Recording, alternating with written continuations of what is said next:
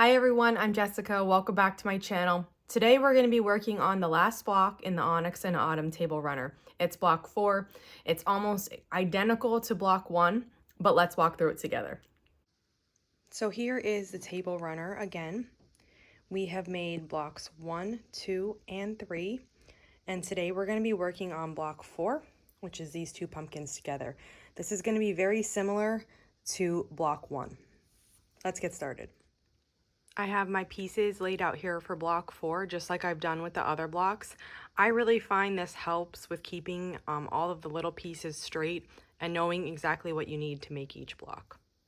So here I have foot 34D. It's the foot that I use when I do easy corner triangles, flying geese, paper piecing, anything where I'm like sewing over the fabric and I don't need a 1/4 inch seam allowance. So this pumpkin block is put together the same way as we've been doing our pumpkins. It has 4 easy corner triangles. They are all the same size, the starting squares, so you don't have to worry about getting a certain square in a certain corner. So you can just start by sewing all of these corners on.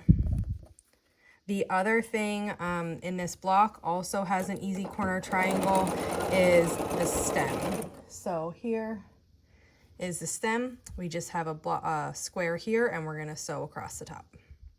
Okay, so there is the stem and all of the corners are onto our pumpkin too. I'm gonna set these aside and we're gonna do the easy corner triangles for the second pumpkin in this block.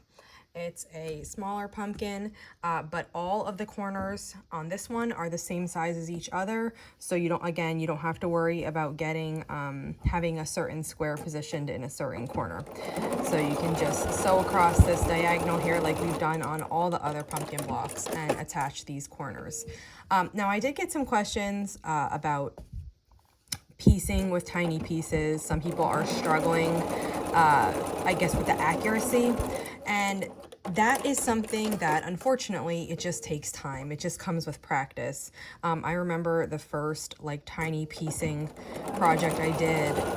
It did not turn out as well as I wanted it to. The reason being is because the smaller the piece that you're working with, the less room you have for error. So if you were to make, a small error on a large block, the chances of noticing it are much less than if I were to make an error when I'm piecing this little 1-inch square. So really, the best advice is take time, practice it. Don't be too hard on yourself. It does come with practice. Some practical tips.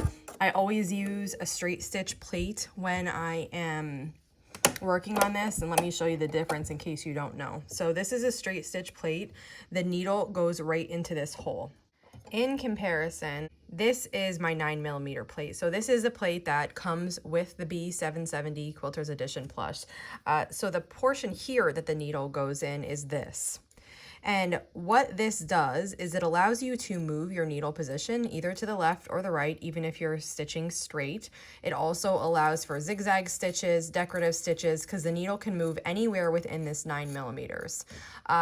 When I am piecing, especially with small pieces, a needle plate this large is a little bit of a hindrance because the fabric can get pulled down into this area and then it gets stuck in the feed dogs. So when I am piecing, always when I'm piecing a quilt, but especially for little for tiny piecing, I always use this straight stitch plate. Because this spot is so small, your fabric really can't get pulled down into the machine and into the feed dogs like as if you were using a bigger plate. So I definitely recommend that. The other thing I do is I turn down my stitch length when I'm doing tiny piecing. So maybe if I was using, I don't know, let's say a 2.15 for a regular piece, I might turn this down to like a 1.95 or a 2.0 just to get a little bit closer together. I just like to do that. I find it just helps secure everything, and then the stitches aren't so big and you can work really nicely. So now that we have all of our easy corner triangles made, the next step is to just trim them off, leaving about a 1/4 inch seam allowance.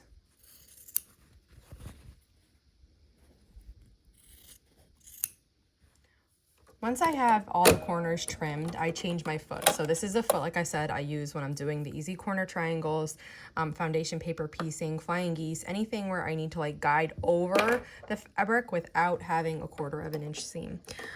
Now I need a 1/4 of an inch seam because we're going to be sewing these pieces together into a block. And the foot I like to use when I do that is 57D. So I put that on, and then we're going to start assembly. So for the first pumpkin in this block, it just has the stem and 2 pieces of background, and we just sew this together.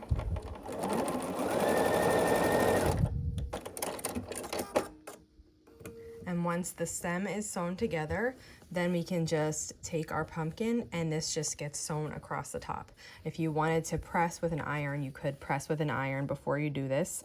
I just like to finger press these open, and then I just make sure that all my edges are aligned, and then I just sew across.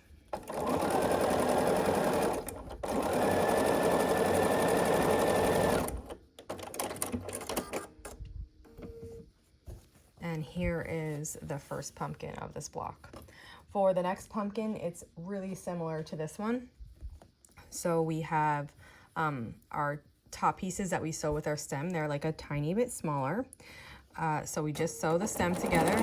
The other thing I want to say about tiny piecing, which I was just thinking about, is when I first started it, if you're working with really small pieces, you tend to, well, I did, I don't know if everybody does, I tended to shy away from using the full seam allowance because it just, like a full 1/4 inch, it just seemed so big in comparison to the little pieces.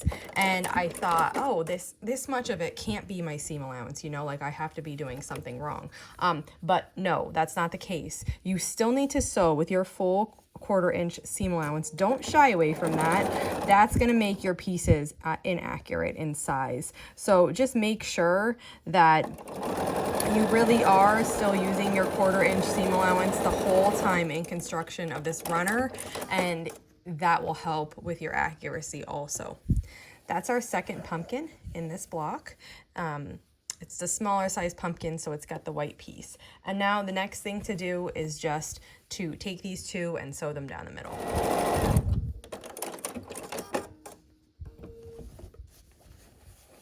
And here's block 4 then. And so that wraps it up. Here is our block 4. If you have any questions on making this block, just let me know and I'll be sure to answer. And if not, I'll see you back here soon. Thanks for following along.